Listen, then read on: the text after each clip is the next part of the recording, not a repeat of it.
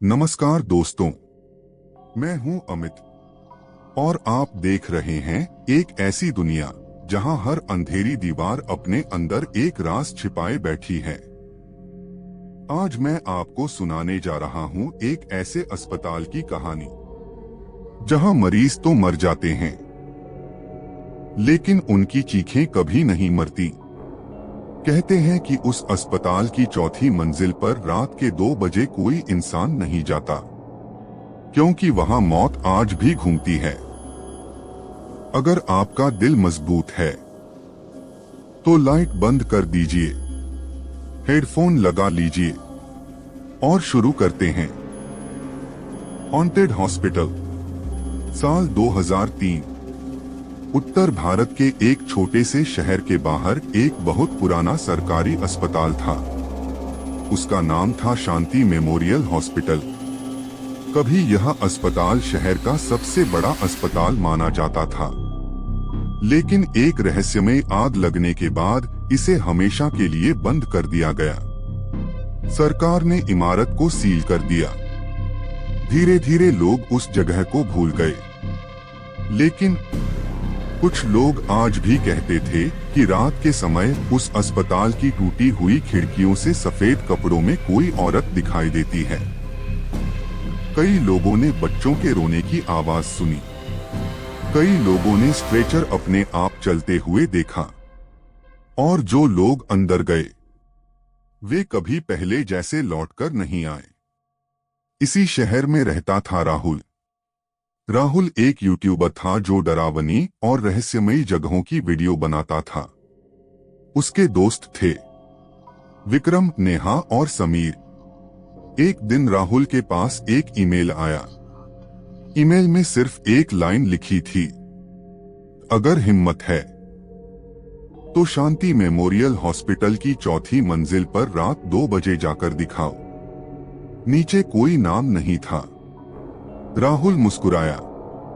उसे लगा कोई मजाक कर रहा है, लेकिन उसी ईमेल के साथ एक पुरानी तस्वीर भी थी। उस तस्वीर में अस्पताल के ऑपरेशन थिएटर के बाहर 4 डॉक्टर खड़े थे और पीछे एक छोटी लड़की दिखाई दे रही थी। उस लड़की का चेहरा पूरी तरह काला था। राहुल ने तस्वीर जूम की। अचानक फोन अपने आप बंद हो गया। 2 सेकंड बाद फिर चालू हुआ। स्क्रीन पर सिर्फ एक लाइन लिखी थी, मत आना। राहुल डर गया, लेकिन उसने फैसला कर लिया, वह अस्पताल जरूर जाएगा। 2 दिन बाद रात के ठीक 11 बजे चारों दोस्त कैमरा और टॉर्च लेकर अस्पताल पहुंच गए। चारों तरफ सन्नाटा था।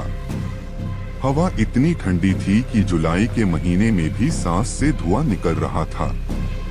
अस्पताल का मुख्य गेट जंग से भरा हुआ था। जैसे ही राहुल ने उसे धक्का दिया, गेट अपने आप खुल गया। ची, उस आवाज ने चारों के शरीर में सिहरन दौड़ा दी। नेहा बोली, मुझे अच्छा नहीं लग रहा, वापस चलते हैं। राहुल हंसते हुए बोला, हम सिर्फ वीडियो बनाएंगे, कुछ नहीं होगा। वे अंदर चले गए। रिसेप्शन पूरी तरह टूटा हुआ था। हर जगह धूल जमी थी। पुरानी फाइलें फर्श पर बिखरी हुई थीं। लेकिन एक चीज अजीब थी। रिसेप्शन के बीचों बीच एक व्हीलचेयर बिल्कुल साफ थी। उस पर धूल का एक भी कण नहीं था। समीर धीरे से उसके पास गया। जैसे ही उसने व्हीलचेयर को छुआ, वह अपने आप पीछे की तरफ तेजी से दौड़ने लगी। चारों डरकर पीछे हट गए। व्हीलचेयर लंबा कॉरिडोर पार करके अंधेरे में गायब हो गई।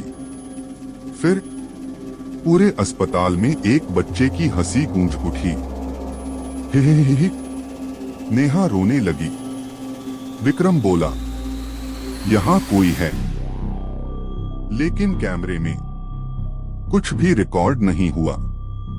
आवाज सिर्फ उनके कानों तक पहुंच रही थी। वे धीरे धीरे पहली मंजिल पर पहुंचे। वहां पुराने वार्ड थे। हर बेड खाली था, लेकिन एक बेड पर सफेद चादर पड़ी हुई थी। ऐसा लग रहा था जैसे उसके नीचे कोई लेटा हो। राहुल ने हिम्मत करके चादर उठाई। नीचे कुछ भी नहीं था। उसी समय पीछे से किसी ने धीरे से कहा, डॉक्टर। चारों ने तुरंत पीछे देखा। कोई नहीं था। फिर आवाज आई, मुझे बचा लो। अब आवाज बिल्कुल पास से आ रही थी। अचानक कमरे का दरवाजा जोर से बंद हो गया। धड़ाम। चारों अंदर फंस गए। लाइट अपने आप जलने बुझने लगी, और हर बार लाइट बुझती तो सामने एक नर्स खड़ी दिखाई देती। लाइट जलती तो वह गायब हो जाती। 3 बार ऐसा हुआ। चौथी बार वह नर्स राहुल के बिल्कुल सामने थी। उसका चेहरा जला हुआ था। आंखों से काला खून बह रहा था, और उसके होंठ धीरे धीरे हिल रहे थे। चौथी मंजिल मत जाना। इतना कहते ही वह धुएं में बदलकर गायब हो गई। दरवाजा अपने आप खुल गया। चारों भागते हुए बाहर निकल आए, लेकिन बाहर निकलते ही उन्हें एहसास हुआ कि अब अस्पताल पहले जैसा नहीं दिख रहा था। दीवारों पर ताजा खून के निशान थे। सभी कमरों के दरवाजे खुले थे, और दूर कॉरिडोर के आखिर में एक छोटी लड़की सफेद फ्रॉक पहनकर खड़ी थी। उसके हाथ में एक पुरानी गुड़िया थी। वह धीरे धीरे राहुल की तरफ देखने लगी और मुस्कुराई। उसकी मुस्कान इंसानी नहीं थी। तभी पूरे अस्पताल में एक साथ कई लोगों की दर्दनाक चीखें गूंज उठी, और राहुल का कैमरा अपने आप बंद हो गया। पूरे अस्पताल में गूंजती चीखों के बीच राहुल का कैमरा अचानक फिर से अपने आप चालू हो गया। स्क्रीन पर जो दिखाई दे रहा था वह उनकी आंखों के सामने मौजूद दृश्य से बिल्कुल अलग था। कैमरे में अस्पताल नया और साफ सुथरा दिख रहा था। डॉक्टर भाग दौड़ कर रहे थे, नर्सें मरीजों का इलाज कर रही थीं, और स्ट्रेचर तेजी से इधर उधर जा रहे थे। लेकिन असलियत में चारों तरफ सिर्फ अंधेरा, टूटी हुई दीवारें और सन्नाटा था। राहुल ने कांपती आवाज में कहा, ये कैसे हो सकता है? तभी कैमरे की स्क्रीन पर एक डॉक्टर सीधे राहुल की तरफ देखने लगा। वह मुस्कुराया और अपने होठों से बिना आवाज के सिर्फ एक शब्द बोला, भागो। अगले ही पल कैमरा फिर बंद हो गया। चारों दोस्त एक दूसरे का चेहरा देखने लगे। उसी समय कॉरिडोर के आखिर में खड़ी सफेद फ्रॉक वाली लड़की धीरे धीरे उनकी तरफ चलने लगी। उसके कदमों की आवाज नहीं आ रही थी, बस उसकी गुड़िया की गर्दन हर कदम पर अपने आप राहुल की तरफ घूम रही थी। नेहा चीख पड़ी, मत आने दो इसे। राहुल ने सबका हाथ पकड़ा और वे दूसरी तरफ भागने लगे। भागते भागते वे अस्पताल के पुराने रिकॉर्ड रूम में पहुंच गए। दरवाजा अंदर से बंद कर दिया गया। सबकी सांसें तेज चल रही थीं। कमरे में धूल से ढकी हजारों फाइलें पड़ी थीं। समीर ने टॉर्च घुमाई तो एक अलमारी खुली हुई दिखाई दी। उसमें एक मोटी डायरी रखी थी। डायरी के पहले पन्ने पर लिखा था, डॉक्टर अजय मेहरा, निजी रिकॉर्ड। राहुल ने डायरी खोलकर पढ़ना शुरू किया। उसमें लिखा था, इस अस्पताल में कुछ गलत हो रहा है। मरीज इलाज से नहीं, डर से मर रहे हैं। रात के 2 बजे ऑपरेशन थिएटर अपने आप खुल जाता है। कई बार मैंने बिना डॉक्टरों के ऑपरेशन होते देखे हैं, लेकिन सुबह वहां कोई नहीं मिलता। अगले पन्ने पर लिखा था, चौथी मंजिल पर भर्ती छोटी लड़की रिया की मौत नहीं हुई थी। उसे किसी ने जानबूझकर मार दिया। उसकी आत्मा आज भी न्याय चाहती है। यह पढ़ते ही कमरे का तापमान अचानक बहुत ठंडा हो गया। समीर ने पीछे मुड़कर देखा तो अलमारी के ऊपर वही गुड़िया बैठी थी। इस बार उसकी आंखें खुली हुई थीं। वह धीरे धीरे हंस रही थी। ही, ही, ही। समीर डर के मारे पीछे गिर पड़ा।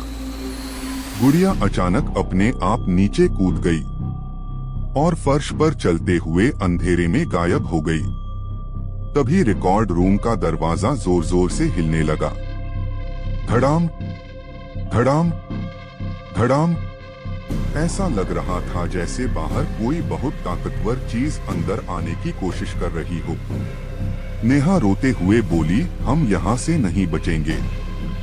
अचानक दरवाजा अपने आप खुल गया, लेकिन बाहर कोई नहीं था। सिर्फ लंबा अंधेरा कॉरिडोर और दूर एक लाल रंग की इमरजेंसी लाइट जल रही थी। चारों धीरे धीरे उसकी तरफ बढ़े। जैसे जैसे वे आगे बढ़ते गए, उन्हें स्ट्रेचर के पहियों की आवाज सुनाई देने लगी। ची, ची, ची। कॉरिडोर के आखिर में एक स्ट्रेचर अपने आप चल रहा था। उस पर सफेद चादर से ढका एक शव रखा था। स्ट्रेचर अचानक उनके सामने आकर रुक गया। चादर अपने आप धीरे धीरे हटने लगी। चारों ने डरते हुए देखा और उनकी चीख निकल गई। चादर के नीचे राहुल का ही शव पड़ा था। उसकी आंखें खुली थीं। चेहरा बिल्कुल वैसा ही था, लेकिन होंठ हिल रहे थे। वह फुसफुसाया, तुम बहुत देर से आए। इतना कहते ही शव की आंखों से काला खून बहने लगा। राहुल पीछे हट गया। उसी समय पूरे अस्पताल की बिजली एक साथ जल उठी। सायरन बजने लगा। Code red, code red. Speaker पर किसी महिला की टूटी हुई आवाज बार बार गूंज रही थी। फिर लिफ्ट का दरवाजा अपने आप खुला। अंदर कोई नहीं था। डिस्प्ले पर सिर्फ एक नंबर चमक रहा था, 4। विक्रम ने कांपते हुए कहा, लगता है अस्पताल हमें खुद चौथी मंजिल पर बुला रहा है। चारों ने एक दूसरे की तरफ देखा। उन्हें समझ आ गया, अब लौटने का रास्ता शायद खत्म हो चुका था। डर के बावजूद राहुल ने गहरी सांस ली और लिफ्ट के अंदर कदम रख दिया। जैसे ही बाकी तीनों भी अंदर आए, दरवाजा अपने आप बंद हो गया। लिफ्ट ऊपर जाने लगी। पहली मंजिल, दूसरी, तीसरी। अचानक लिफ्ट झटके से रुक गई। लाइट बंद हो गई और अंधेरे में किसी ने राहुल के कान के बिल्कुल पास फुसफुसाया, अब कोई वापस नहीं जाएगा। लिफ्ट के अंदर घना अंधेरा छा गया। राहुल, विक्रम, नेहा और समीर एक दूसरे की सांसों की आवाज तक सुन सकते थे। अचानक टिंग, लिफ्ट का दरवाजा अपने आप खुल गया। सामने वही बदनाम चौथी मंजिल थी। जैसे ही चारों बाहर निकले, उन्हें एक अजीब सी गंध महसूस हुई, दवाइयों, जले हुए मांस और पुराने खून की मिलीजुली बदबू। कॉरिडोर की दीवारों पर बड़े बड़े अक्षरों में लाल रंग से लिखा था, यहाँ से कोई जिंदा नहीं जाता। नेहा की आंखों में आंसू आ गए। राहुल, हमें वापस चलना चाहिए। राहुल ने पीछे मुड़कर देखा। लिफ्ट गायब थी। जहां लिफ्ट थी, वहां अब सिर्फ एक टूटी हुई दीवार थी। उनका लौटने का रास्ता खत्म हो चुका था। उसी समय पूरे कॉरिडोर में बच्चों की धीमी हंसी गूंजने लगी। धीरे धीरे वह हंसी रोने की आवाज में बदल गई। राहुल ने टॉर्च आगे की। कॉरिडोर के आखिर में एक लोहे का दरवाजा था। उस पर लिखा था, ऑपरेशन थिएटर 4 इंच। दरवाजा अपने आप चर्र की आवाज के साथ खुल गया। चारों अंदर गए। कमरे के बीचों बीच ऑपरेशन टेबल रखी थी। उस पर ताजा खून के निशान थे। हालांकि अस्पताल 20 साल पहले बंद हो चुका था। तभी ऊपर लगी बड़ी सर्जिकल लाइट अपने आप जल उठी और ऑपरेशन टेबल पर एक छोटी बच्ची दिखाई दी। वही सफेद फ्रॉक, वही गुड़िया, वही रिया। उसकी आंखें बंद थीं। अचानक उसकी आंखें खुली। उसने सीधे राहुल की तरफ देखा। क्या तुम मेरी मदद करोगे? उसकी आवाज में दर्द था। राहुल ने धीरे से पूछा, तुम्हारे साथ क्या हुआ था? रिया की आंखों से काले आंसू बहने लगे। मुझे बीमारी ने नहीं मारा, मुझे इंसानों ने मारा। इतना कहते ही पूरा कमरा बदलने लगा। चारों के सामने 20 साल पुराना दृश्य दिखाई देने लगा। डॉक्टर ऑपरेशन की तैयारी कर रहे थे। रिया बेहोश थी। मुख्य डॉक्टर बोला, अगर यह सच बाहर गया तो हमारा पूरा अस्पताल बंद हो जाएगा। दूसरे डॉक्टर ने कहा, इसे खत्म कर दो। अगले ही पल एक इंजेक्शन रिया को लगाया गया। मॉनिटर की बीप धीरे धीरे सीधी लाइन में बदल गई। रिया की मौत हो गई। लेकिन डॉक्टरों ने उसके परिवार से झूठ कहा कि ऑपरेशन के दौरान उसकी जान नहीं बच सकी। राहुल का गुस्सा बढ़ गया। उन्होंने इसकी हत्या की थी। तभी कमरा फिर सामान्य हो गया। रिया अब उनके सामने खड़ी थी। मैं बदला नहीं चाहती, मैं सिर्फ सच दुनिया तक पहुंचाना चाहती हूं। राहुल ने अपना कैमरा उठाया। मैं वादा करता हूं, तुम्हारी कहानी सबको बताऊंगा। रिया पहली बार मुस्कुराई। लेकिन उसी पल पूरा अस्पताल जोर से हिलने लगा। छत से धूल गिरने लगी। एक डरावनी आवाज पूरे ऑपरेशन थिएटर में गूंज उठी, कोई भी सच बाहर नहीं ले जाएगा। कमरे का दरवाजा धड़ाम से बंद हो गया। ऑपरेशन टेबल अपने आप हवा में उठ गई। दीवारों से काला धुआं निकलने लगा। उस धुएं से एक विशाल डरावनी आकृति बनी। वह लगभग 8 फुट लंबी थी। उसने डॉक्टर का फटा हुआ कोट पहन रखा था। चेहरा पूरी तरह जला हुआ था। आंखों की जगह सिर्फ काला अंधेरा था। रिया डरकर राहुल के पीछे छिप गई। यही है डॉक्टर महेश, मेरी मौत का जिम्मेदार। डॉक्टर महेश की आत्मा भयानक आवाज में हंसी। इतने सालों से कोई यहां से सच लेकर नहीं गया, तुम भी नहीं जाओगे। उसने हाथ उठाया। अचानक विक्रम हवा में उछल गया। उसका गला किसी अदृश्य ताकत ने पकड़ लिया। वह सांस लेने के लिए तड़पने लगा। नेहा चीखने लगी। समीर ने लोहे की ट्रे उठाकर आत्मा पर फेंकी, लेकिन वह उसके आर पार निकल गई। राहुल ने कैमरा उस आत्मा की तरफ कर दिया। कैमरे की स्क्रीन पर एक चमकदार रोशनी दिखाई दी। डॉक्टर महेश दर्द से चीख उठा। रिया चिल्लाई, राहुल, कैमरा बंद मत करना। आत्मा पीछे हटने लगी, लेकिन उसकी आंखों से आग निकलने लगी।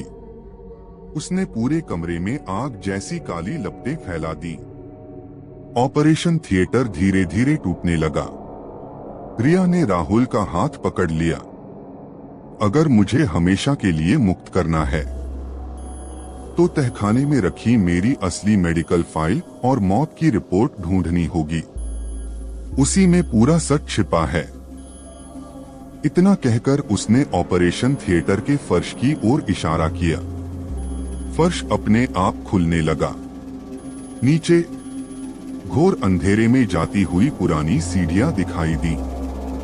रिया बोली, यहीं से सब शुरू हुआ था।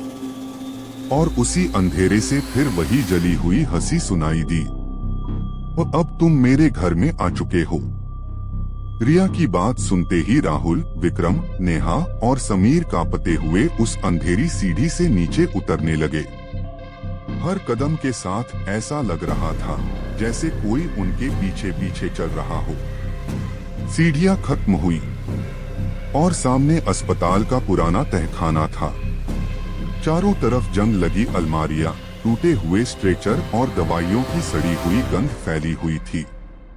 तभी पूरा तहखाना एक साथ रोशनी से भर गया। पुराने बल्ब अपने आप जल उठे। दीवारों पर सैकड़ों मरीजों की तस्वीरें टंगी थीं। हर तस्वीर के नीचे सिर्फ एक ही तारीख लिखी थी, 17 अगस्त 2003। राहुल ने धीरे से कहा, यही वह रात थी जब अस्पताल में आग लगी थी। तभी एक अलमारी अपने आप खुल गई।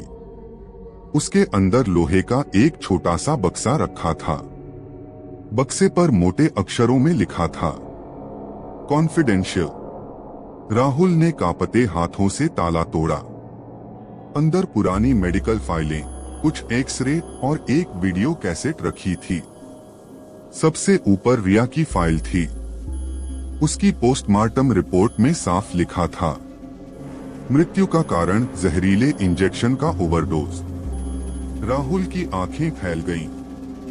डॉक्टरों ने सचमुच उसकी हत्या की थी। उसी समय तहखाने की दीवारें जोर जोर से कांपने लगी। डॉक्टर महेश की गूंजती हुई आवाज आई, वह फाइल मुझे दे दो, वरना तुम सब यहीं मरोगे। अचानक काला धुआं पूरे कमरे में फैल गया। उस धुएं से दर्जनों भयानक परछाइयां निकलने लगी। वे उन मरीजों की आत्माएं थीं जिनकी मौत लालच और लापरवाही की वजह से हुई थी। सभी एक साथ चीख रही थीं, हमें न्याय चाहिए। रिया धीरे धीरे उन आत्माओं के बीच आई। उसने राहुल से कहा, कैमरा चालू करो। राहुल ने कैमरा ऑन किया। इस बार कैमरे की स्क्रीन पर सिर्फ रिकॉर्डिंग नहीं हो रही थी, बल्कि हर आत्मा का सच दिखाई दे रहा था।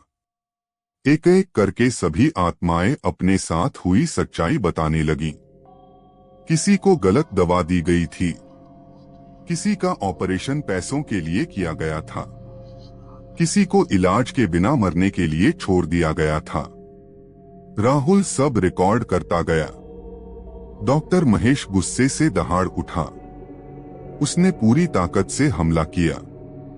भारी लोहे की अलमारियां हवा में उड़ने लगी, दीवारें टूटने लगी। समीर और विक्रम मलबे में दबते दबते बचे। नेहा बेहोश होकर गिर पड़ी।